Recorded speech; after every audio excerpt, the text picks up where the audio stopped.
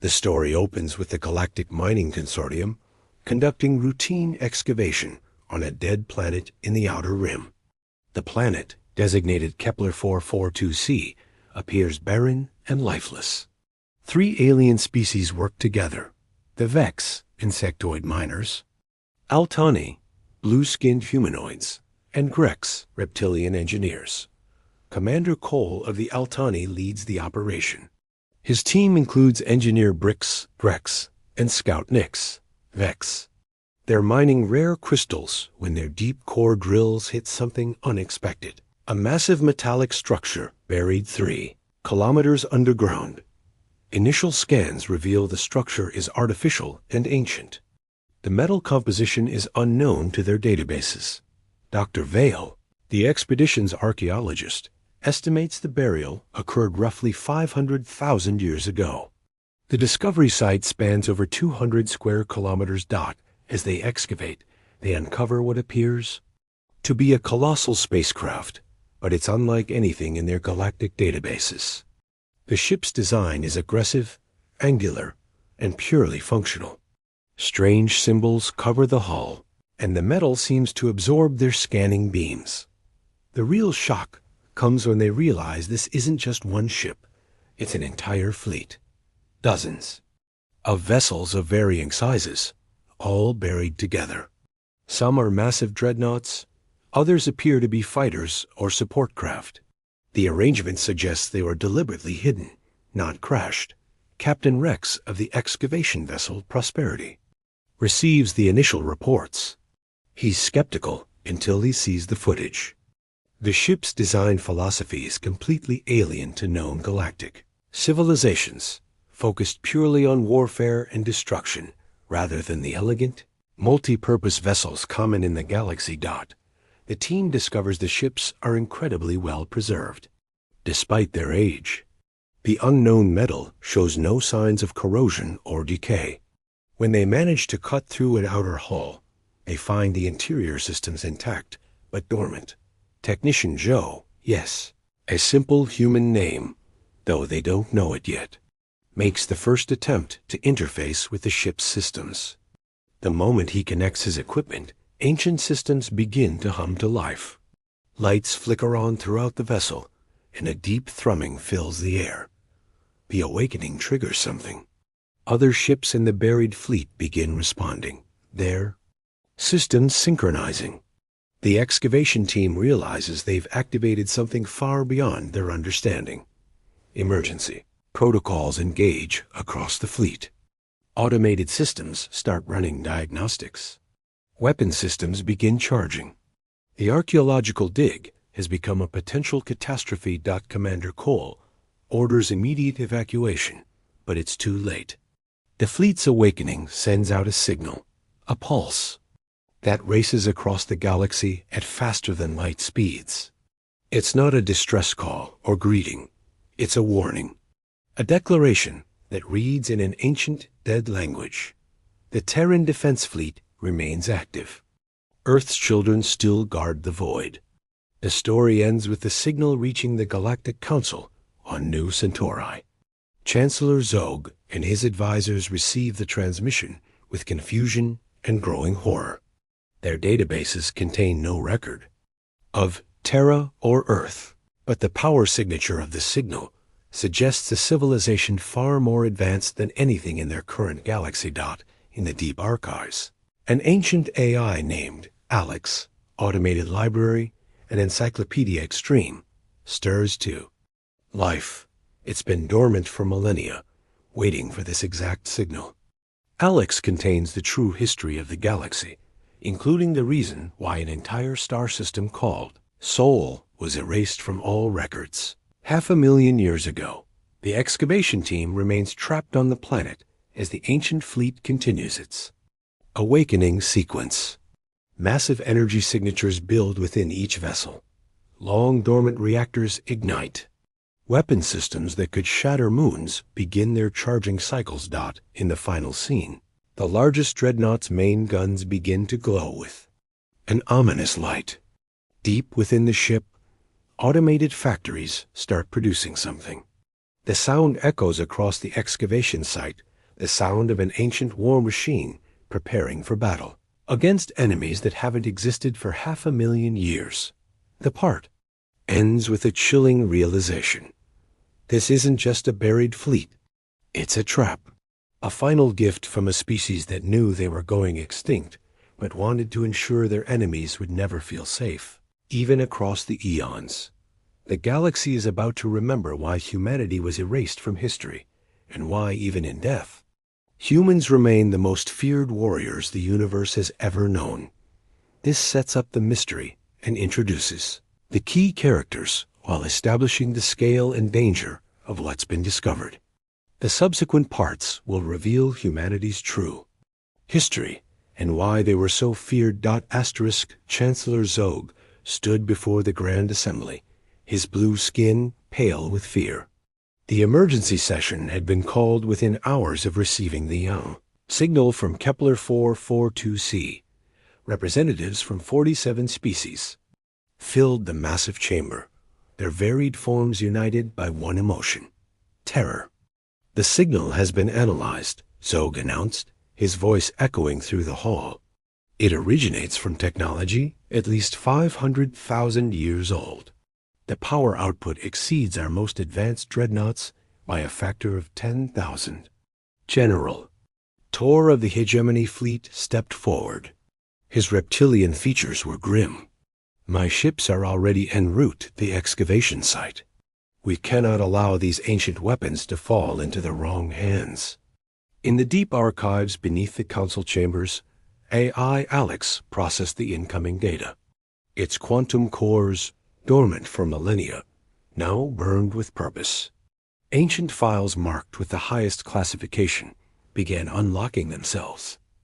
Archivist Kim had been studying dead languages for decades, but nothing had prepared her for this. The symbols on the buried ships matched fragments found across the galaxy, always at sites of massive destruction, always where entire civilizations had simply vanished. The language appears to be something called English, Kim reported to the Emergency Committee, but every reference to its origin has been systematically erased from our records. Someone wanted this species forgotten. Alex's investigation revealed disturbing patterns.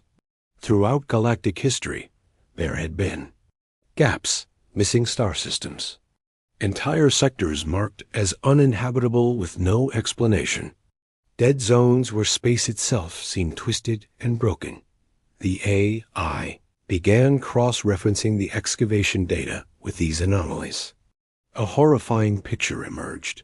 The buried fleet was just one of many. Similar energy signatures existed in 17. Other systems, all marked as forbidden zones by ancient decree. Back on Kepler 442c, the excavation team faced a new crisis. Engineer Bricks reported that the ships were not just awakening, they were communicating. Quantum transmissions flowed between vessels, carrying encrypted data packets that their best decryption software couldn't crack. It's like they're updating each other, Technician Joe observed, watching the data streams, sharing information about current galactic politics, technology levels, potential threats. The fleet's main AI system, dormant for 500,000 years, processed 5 centuries of galactic development in mere hours. It cataloged every species, every government, every military installation. Most disturbing of all, it began identifying genetic markers, tracing bloodlines across time. Commander Cole received an urgent transmission from the Council. Evacuate immediately. General Tor's fleet will arrive in 6 hours to contain the site. But it was already too late for containment. The ancient fleet had reached a decision. The largest dreadnought, designated Terra's Wrath, powered up its main engines. Soil and rock exploded outward as the massive vessel began its ascent from its ancient grave. Other ships followed, breaking, free from their burial sites like metal leviathans emerging from the depths. Scout Nix watched in horror as the excavation site transformed into a launch zone. They're not just ships, she transmitted to the fleeing evacuation vessel. They're weapons, pure weapons. The emerging fleet displayed technology that defied current understanding. Ships that should have been impossible to lift were hovering effortlessly. Energy shields that could probably withstand stellar bombardment shimmered around each vessel dock in the council chambers. Emergency alarms blared. Defense Minister Lex announced the unthinkable. The ancient fleet has achieved orbit. 18 vessels of unknown capability. They're not responding to any communication attempts. Alex finally accessed the deepest archives, files so classified that even the council had forgotten their existence. The truth was worse than anyone imagined. Humanity hadn't been a peaceful species that mysteriously vanished. They had been the galaxy's apex predators. Warriors so efficient, so utterly devoted to warfare, that they had exterminated threats other species couldn't even comprehend. The files revealed references to something called the Hunger Wars. Descriptions of enemies that consumed not just flesh, but consciousness itself. Entities that could turn entire star systems into feeding grounds. Humanity had fought these devourers for millennia, developing weapons and tactics that horrified even their allies. In the end, they had won, but the cost had been their own extinction. The few surviving humans had hidden their greatest weapons and erased themselves from history, hoping the galaxy would never again need such terrible guardians. But the ancient fleet's awakening meant something had gone wrong.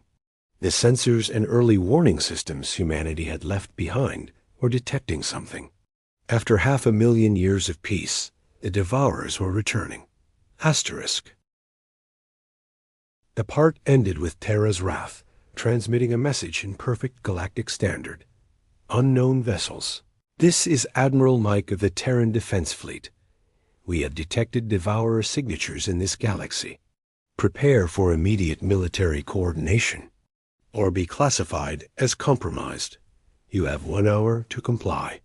Asterisk. General Tor's battle fleet dropped out of hyperspace, expecting to face ancient relics. Instead, they found themselves staring at vessels that made their most advanced dreadnoughts look like children's toys. Terra's wrath hung in space like a dark omen. 3 kilometers of pure destruction, wrapped in armor that seemed to drink in starlight. 17 other ships flanked it, each radiating power signatures that made Tor's sensors scream warnings. Admiral Mike, the ancient AI commanding the human fleet, had given the galaxy 1 hour to comply. 58 minutes had passed. Captain. Dawn of the human vessel Iron Will opened communication channels to Tor's flagship. The hologram that appeared was distinctly human in appearance, but something was wrong with its eyes. They held the weight of impossible age and witnessed horrors. General Tor. Captain Dan's hologram addressed him directly. Our sensors indicate your species descended from the Altani Grex hybrid colonies. Your genetic markers show 87% probability of devourer contamination exposure. Submit to immediate deep scanning or be neutralized. The accusations sent shockwaves through Tor's bridge crew. Commander Bay checked their historical records frantically. Sir, there are gaps in our genetic history. Missing colonies from the 3rd migration period. Before Tor could respond, human scanning beams lanced out from the ancient fleet. The energy penetrated his ship's shields as if they were made of paper. Every crew member aboard the hegemony vessels felt the strange tingling as their DNA was analyzed at the quantum level.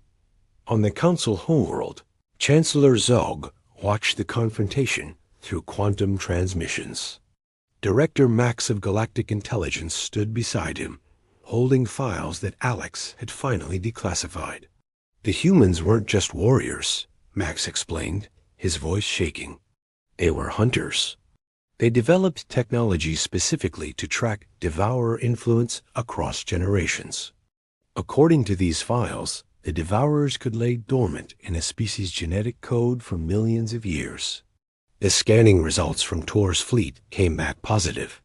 3% of his crews showed markers indicating ancient exposure to devourer. Influence. Not enough to control them, but enough to track them. Admiral Mike's response was swift and terrifying. Contaminated vessels will be quarantined. Infected personnel will be extracted for treatment. Resistance will be met with appropriate force. Terra's vengeance, a sleek destroyer from the human fleet, moved with impossible grace toward Tor's flagship. Its weapons, designed to fight enemies that could reshape reality itself, powered up with a sound like reality tearing.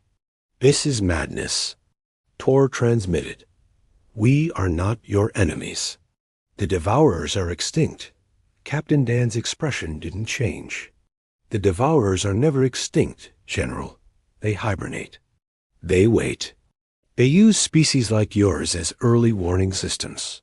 Your people's expansion into the Outer Rim has awakened them again." To prove his point, Dan transmitted sensor data from the far edge of the galaxy.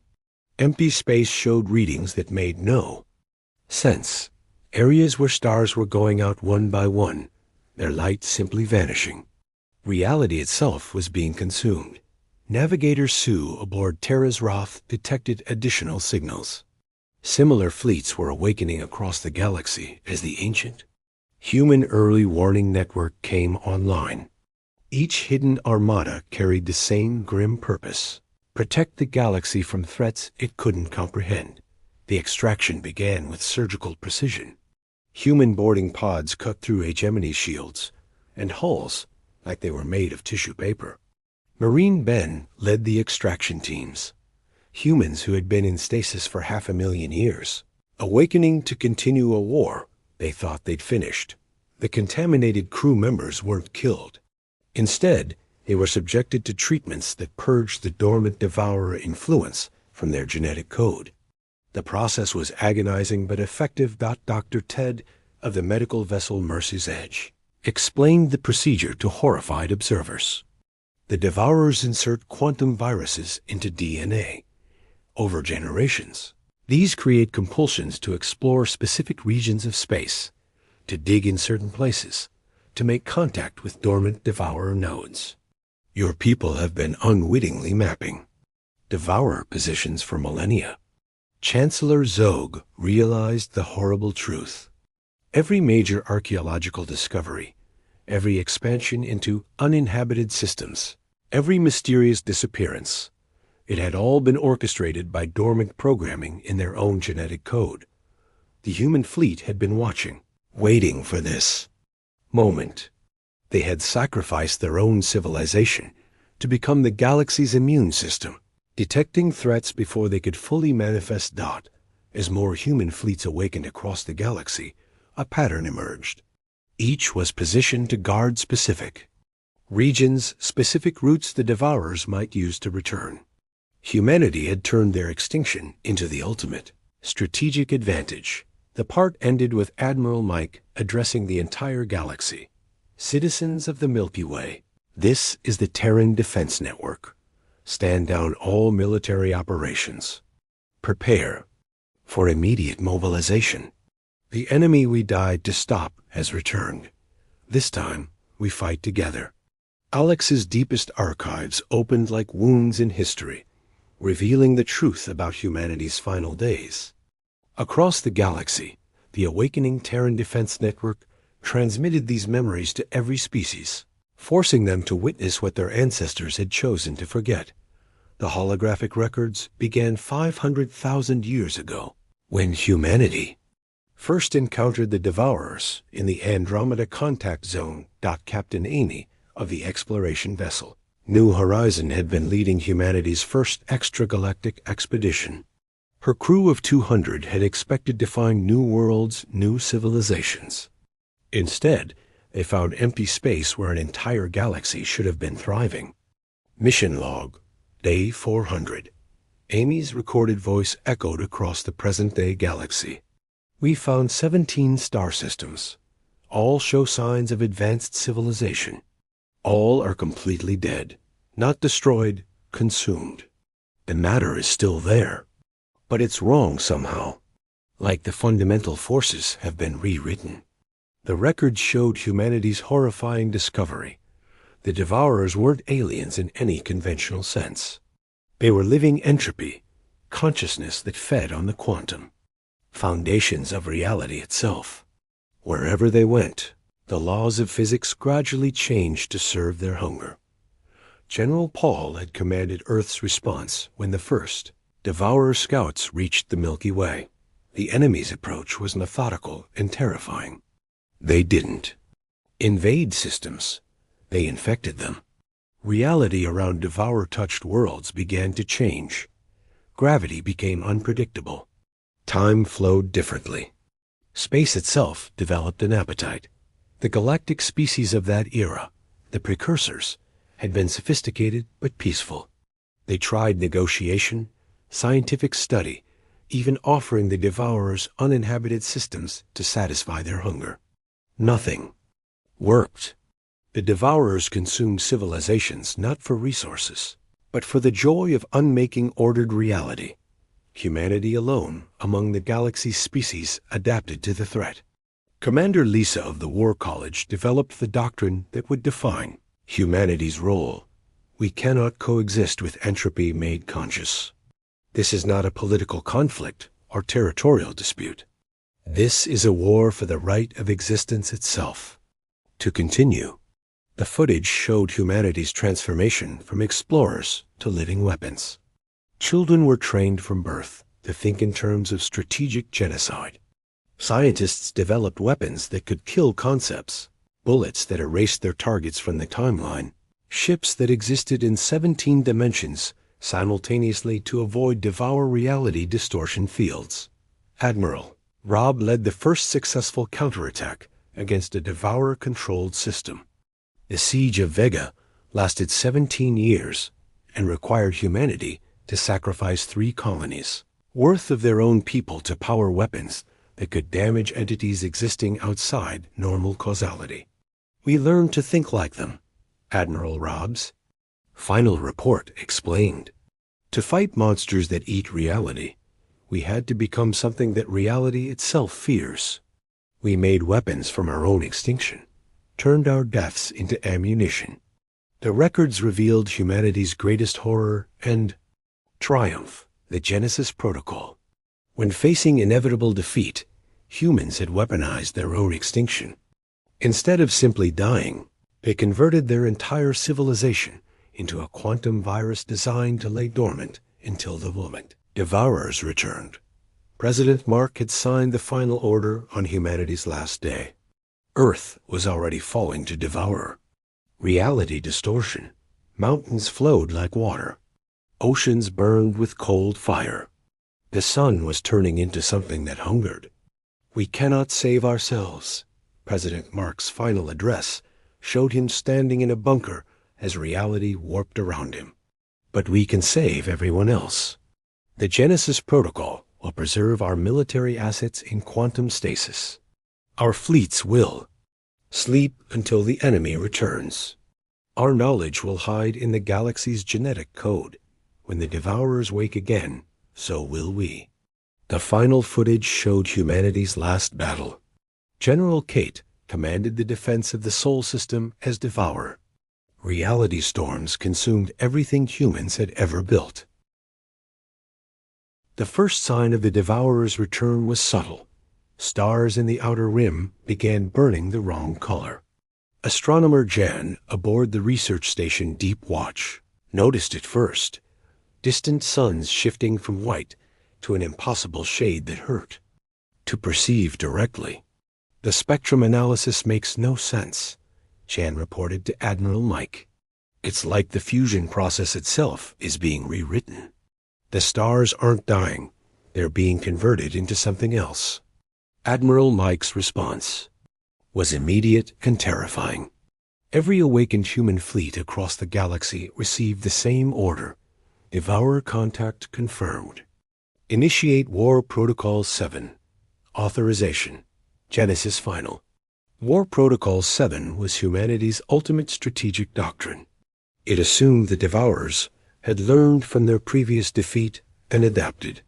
The protocol called for immediate, overwhelming force applied across multiple dimensions of reality simultaneously. Terra's Wrath and its sister ships moved toward the distortion zone. As they traveled, they began the process that had made humanity legendary. They started dying strategically. Captain Dan explained the procedure to the horrified galactic observers. Our ships are powered by controlled extinction events. Every time we fire our main weapons, we sacrifice part of our crew's quantum signature. They don't just die. They're erased from the timeline in a way that creates energy the Devourers cannot consume. The first battle began in the Kepler Nebula, where 3 star systems had already fallen to Devourer influence. Space itself was wrong there. Gravity flowed upward. Light cast shadows that were brighter than the objects that made them, and time moved in spirals instead of straight lines. Commander Ray led the initial assault in the destroyer Last Hope. His ship existed in 17 different dimensional states simultaneously, making it nearly impossible for the Devourers to target. The Terran weapons fire was unlike anything the galaxy had ever seen. Beams of weaponized causality that could kill things that had never been born. But the Devourers had evolved too. Where the ancient enemy had been chaotic and hungry, these new Devourers showed tactical intelligence. They had learned to use the galaxy's own species as shields and weapons. General Tor, still shaken from his encounter with the human fleet, watched as his own purged crew members began exhibiting strange behavior.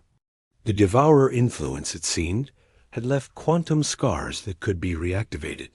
They're not just consuming reality anymore, Dr. Ted reported from his medical scans. They're teaching it to consume itself. Every person they've ever touched becomes a potential conversion vector. The battle escalated as more human fleets arrived.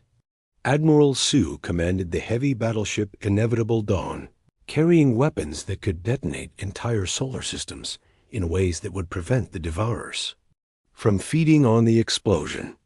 Captain Tom led fighter squadrons that existed only partially in normal space, striking from directions that geometry said shouldn't exist. The Devourers responded by manifesting physically for the first time in 500,000 years. Entities the size of moons began appearing in normal space, their presence causing reality to bubble and warp around them. They looked like living galaxies with too many arms, spinning in patterns that caused madness in anyone who observed them directly. Chancellor Zog and the Galactic Council found themselves relegated to evacuation duties as the war escalated beyond their comprehension. Entire sectors of space became uninhabitable as the conflict raged between humanity's weaponized extinction and the Devourers. Living entropy. The turning point came when the Devourers made their critical mistake. They attempted to consume the human fleet directly, expecting to feed on their deaths, as they had with every other species. Instead, they discovered that humanity had made their deaths poisonous. Admiral Mike transmitted his final message as Terra's wrath began its ultimate sacrifice. All human vessels initiate final protocol. Let our enemies learn what it means to devour those who have weaponized their own extinction. The human fleet didn't just die. They exploded into quantum paradoxes that the Devourers couldn't digest. Every human death created feedback loops in the enemy's consumption process. The Devourers, beings of pure hunger, found themselves choking on prey that had been designed to be toxic to them. The ancient enemy retreated, but not before Admiral Mike's final gambit. The human fleets had seeded the galaxy with quantum mines, hidden installations that would detect any future, devour influence, and automatically activate new defensive measures. As the immediate threat ended, the surviving galactic species faced a sobering reality. Humanity's hidden fleets were gone, but their final gift remained, a galaxy inoculated against cosmic horror through the sacrifice of warriors who had turned extinction into victory. Archivist Kim updated the galactic records with the truth. Humanity, the species that chose to become extinct twice to save everyone else. Their legacy is not in monuments or territories, but in the continued existence of conscious life itself. In the quantum foam between dimensions, echoes of human Voices continued their eternal watch, ready to die again if the universe needed them to.